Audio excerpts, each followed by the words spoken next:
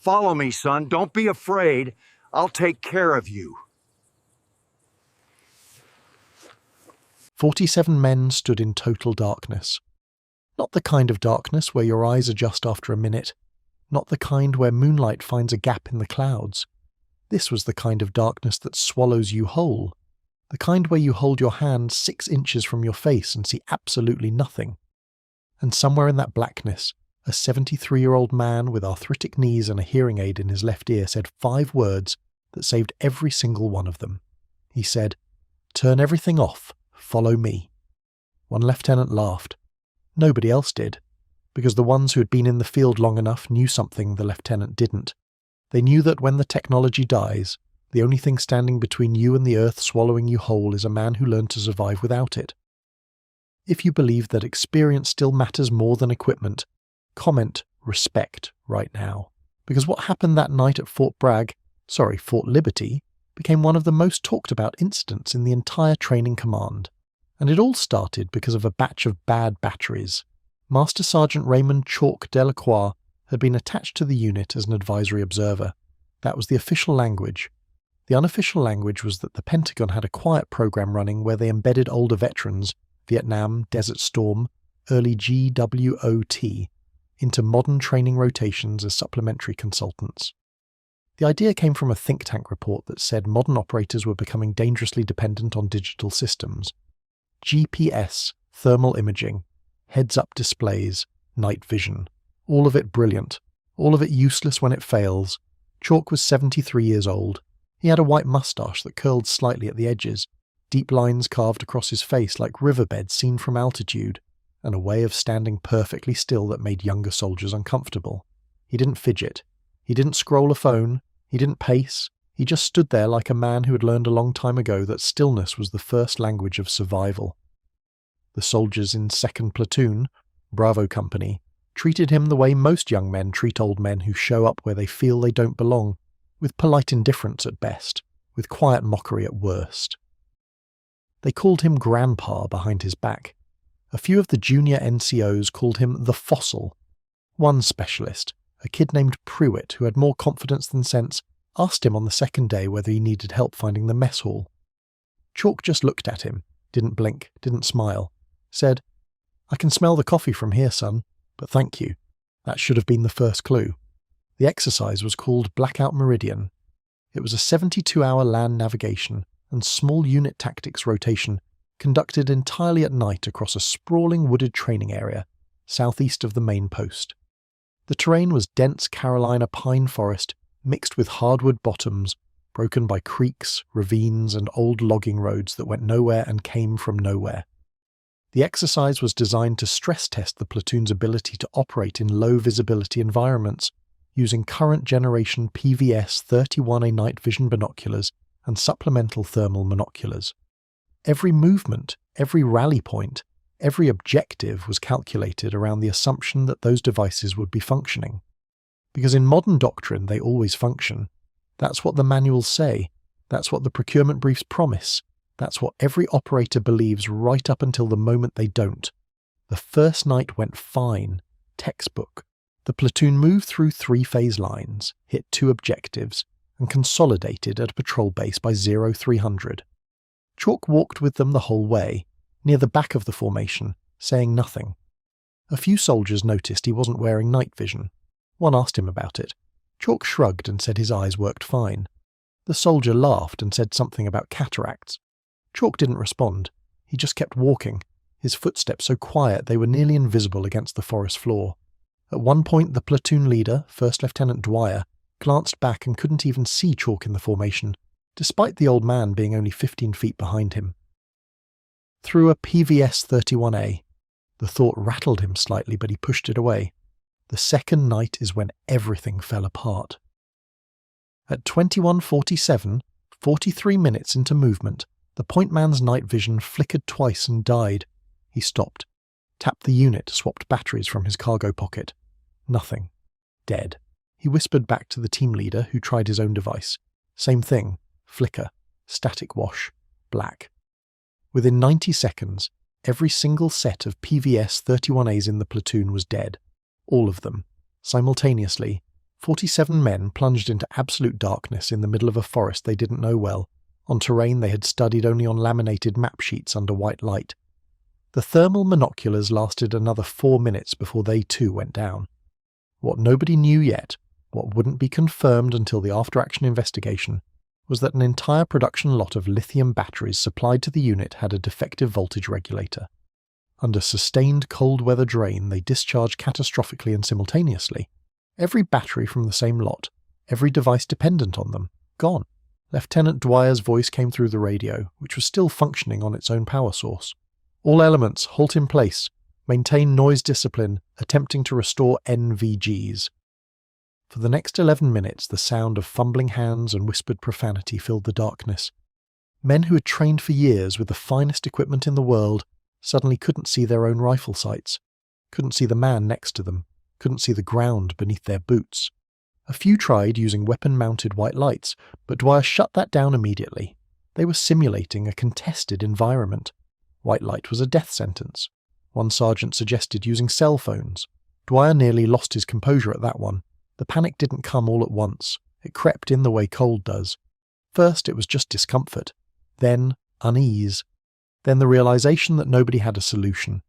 The platoon sergeant, Sergeant First Class Morano, was a steady hand. 15 years in, 3 deployments, a guy who didn't rattle easy.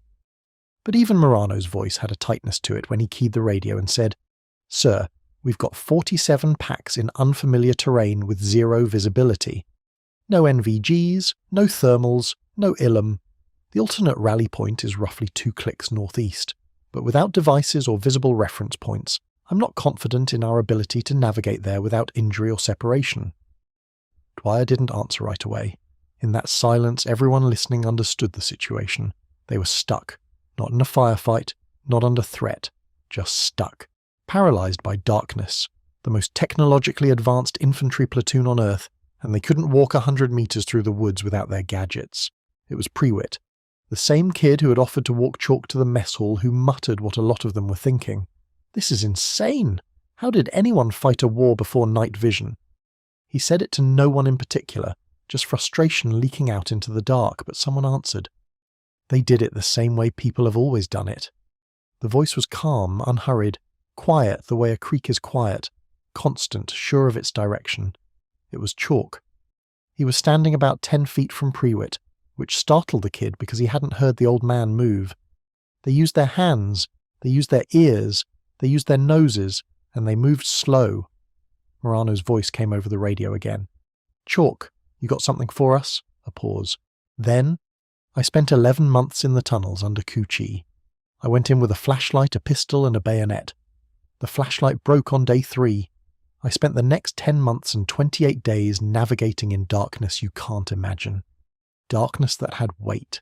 Darkness that had sound. Darkness that could kill you if you didn't learn to read it." Nobody laughed. Nobody said a word. "Turn off everything that makes noise or light. Everything. Radios to standby. No whispering unless I tell you. We're going to move northeast to that rally point. I'll take point. Single file. Hand on the shoulder of the man in front of you. And I need absolute silence. Because I'm going to be listening to the ground." Dwyer's instinct was to resist.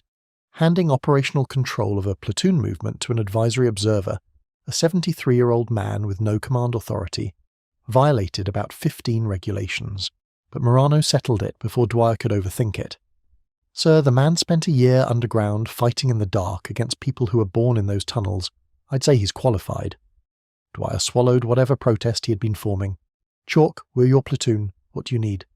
"I need silence, I need trust, and I need the man behind me to squeeze my shoulder twice if anyone falls." Chalk moved to the front of the column. 47 men arranged themselves in a single-file line, each one placing their left hand on the right shoulder of the man ahead. Some of them were shaking, not from cold, from the sheer vulnerability of it. These were men who trained with lasers and satellites, men who could call in airstrikes from a wristwatch. And now they were holding on to each other like children in a dark hallway, trusting a man most of them had dismissed 3 days earlier. Chalk stood at the head of the column and did something none of them expected.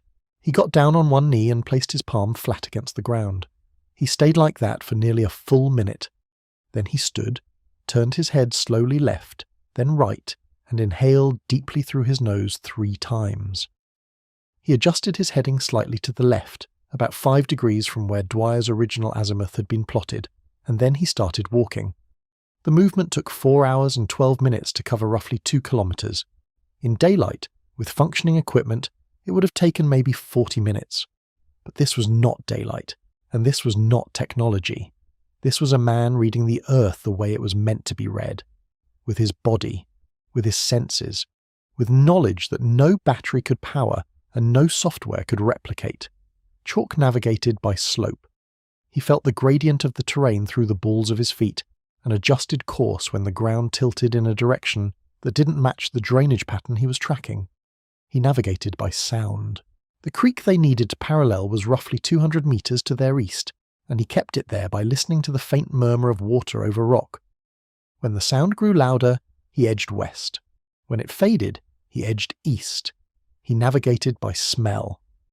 Twice he stopped the column because he detected the mineral scent of wet clay, which meant a low-lying area ahead, possibly a washout or a bog. Both times, he was right. He routed the column around terrain features that would have swallowed men to their waists. He navigated by vegetation. Running his hand along tree trunks, he could tell the difference between pine bark and hardwood bark by texture alone. Pines meant higher, drier ground. The ridgeline. Hardwoods meant they were dipping toward the creek bottom. He used this to maintain elevation like a man reading a topographic map with his fingertips. At one point, about an hour in, the terrain opened up and the canopy broke. Chalk stopped the column and told them to stand still. He looked up at the sky. There were no stars. Cloud cover was total. But he spent a long moment with his face tilted upward, then adjusted their heading by about 3 degrees. Morano, who was directly behind him, whispered, "What did you see?" Chalk whispered back, "Nothing." But the wind shifted. It was coming from the southeast. "Now it's from the east-southeast, that means we're drifting south," I corrected. Morano just shook his head in the dark and said nothing. There was one moment that nearly broke the column's composure. About 2 hours in, a soldier near the middle of the formation, a young corporal named Gutierrez, stepped on a loose stone, rolled his ankle, and went down hard. The man behind him stumbled. A chain reaction rippled through 6 or 7 soldiers, and for a few seconds the column dissolved into muffled chaos. Hands lost shoulders, men stepped sideways into brush. Someone's rifle sling caught on a branch and the weapon clattered against a tree trunk. Chalk stopped. The column stopped. Total silence returned. Then Chalk's voice came from the front, low and even, with a steadiness that seemed to anchor the darkness itself. "Nobody move. Count off from behind me, 1 at a time. Low voice. Start. 2, 3, 4. The count went all the way to 47, everyone accounted for. "Gutierrez, you hurt?" "Rolled my ankle, Chalk. I can walk." "Can you bear weight on it?" A pause, a grunt. "Yeah, I'm good." "Good. Reconnect. Hands on shoulders. We move in 30 seconds. And they did. Not a single man questioned it. Not a single soldier broke from the line. Something had shifted in the way they responded to him. It was no longer compliance. It was no longer even respect. It was trust. The kind of trust that only forms when you're in genuine darkness, and someone proves they can see what you cannot. At 0217, Chalk stopped the column for the final time. He didn't say anything for nearly a minute. Then he turned around, not that anyone could see him turn, and said, "We're here." Morano keyed his radio and called it in. The rally point was manned by a small cadre element with infrared strobes and chem lights. When they activated the lights, the platoon found themselves standing in a clearing exactly where they were supposed to be. Not 50 meters off, not close enough. They were exactly on the rally point. 47 men, 2 kilometers through pitch-black forest. 0 visibility. No GPS, no map lights, no night vision. Delivered by an old man navigating with his hands, his ears, and his nose. The cadre sergeant who signed them in looked at Dwyer and said, "Sir, you're the first element in tonight. How'd you make it with the NVG issue? Everyone else is still out there." Dwyer looked at Chalk, who had already moved to the edge of the clearing and was sitting on a fallen log, rubbing his knees. "Ask him," Dwyer said. "What happened after that night moved through channels faster than any official report." The post commander, Brigadier General Aniston, requested a personal briefing. When she heard the full account, she asked to meet Chalk. The meeting was supposed to be 15 minutes. It lasted 2 hours. What emerged from that conversation, and what later became part of a formal recommendation, was the full scope of who Raymond Delacroix actually was. He had been a tunnel rat with the 25th Infantry Division, Cu Chi District, 1969 to 1970. Tunnel rats were the men who went into the Viet Cong tunnel networks with almost nothing. The tunnels were hellish, narrow, black, rigged with traps, punji stakes, scorpions in clay pots, tripwired grenades, dead ends designed to trap you underground until your air ran out. The Viet Cong had lived in those tunnels for years. They knew every turn, every chamber, every escape route. The Americans who went in were volunteers. They were always small men, always alone, and they operated in a darkness so complete that the only thing separating life from death was the ability to feel, hear, and smell what was around you. Chalk had cleared over 60 tunnel complexes. He had killed in the dark. He had been wounded in the dark, twice by booby traps, once by an enemy combatant he never saw, only heard. He had pulled wounded comrades out of collapsed passages by following the vibration of their breathing through the earth. He had received the Silver Star, 2 Bronze Stars with Valor, 3 Purple Hearts, and a Vietnamese Cross of Gallantry. And he had never told a single soldier in 2nd Platoon any of it. When General Aniston asked him why, Chalk reportedly said, "The things I learned down there kept men alive tonight. That's enough for me. I didn't come here to talk about what happened 50 years ago. I came here because somebody at the Pentagon thought maybe an old tunnel rat could teach these kids something they can't download." Turns out he was right. General Aniston did something unusual after that meeting. She ordered the entire battalion to assemble. Not just 2nd Platoon, the whole battalion. 800 soldiers standing in formation at 0600 on a Thursday morning. She walked to the microphone and told them the story. Not all of it. Some of it was classified, and some of it was Chalk's to keep. But she told them enough. She told them about a 20-year-old kid from Baton Rouge who volunteered to crawl into the most terrifying place on earth, alone, with a flashlight that broke on day 3. She told them about a man who spent nearly a year navigating by touch in tunnels so narrow he couldn't turn around, so hot he could barely breathe, so dark that the concept of sight became meaningless. She told them about what that man did 53 years later when the lights went out again. And then she asked Chalk to stand. He was at the back of the formation, because of course he was. He stood slowly, the way old men do when their bodies carry more history than their frames were built for. And 800 soldiers turned to look at him. General Aniston said, "This man led 47 of your brothers through 2 kilometers of total darkness, using nothing but the skills he learned underground in Vietnam. No GPS, no night vision, no technology. Just a lifetime of knowing how to survive when everything else fails. I want every one of you to remember his name, Master Sergeant Raymond Delacroix. Because the lesson he taught this week is one that no field manual and no piece of equipment will ever replace." She paused. Then she said, "Battalion, attention." 800 soldiers snapped to attention. Present arms. 800 right hands rose in salute. Chalk stood there at the back of the formation, an old man in faded woodland camouflage, white moustache trembling slightly, and he raised his hand and returned the salute. He held it until the command was given to order arms, and then he held it a beat longer than that, the way a man does when he is saying goodbye to something he has carried for a very long time. Prewitt found him afterward. The same kid who had offered to walk him to the mess hall. Prewitt didn't say anything at first. He just stood in front of Chalk looking at the ground, his jaw working like he was trying to find words that kept slipping away from him. Finally he said, "I'm sorry." Chalk studied him for a moment. For what? For not knowing who you were. Chalk reached out and put a hand on Prewitt's shoulder. His grip was still strong. "Son, you weren't supposed to know. That's not the point." "Then what is?" "The point is that every piece of technology you carry is a tool, and every tool eventually breaks. The question is, what's left when it does? What's left in here?" He tapped Prewitt's chest. "And in here," he tapped his own temple. "That's what you train, not the device, the man behind the device." Prewitt nodded. Then he did something that surprised them both. He extended his hand, not a casual handshake. He held it there, waiting, the way soldiers do when the gesture means something more than greeting. Chalk took it. They stood there for a moment. 2 men separated by 50 years and connected by a single night in the dark. The Training Command later issued a formal review of battery procurement protocols.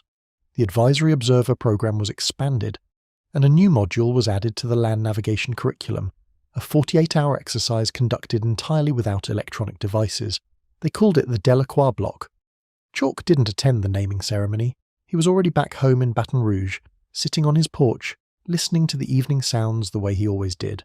The crickets, the wind through the live oaks, the distant hum of the refinery across the river, sounds that most people ignore. Sounds that, for a man who once navigated hell by ear alone, sounded exactly like home. If this story reminded you that the greatest technology ever built is the human being behind it, subscribe to this channel. Because we find the people the world forgot to honor, and we make sure their stories are never told in the dark again.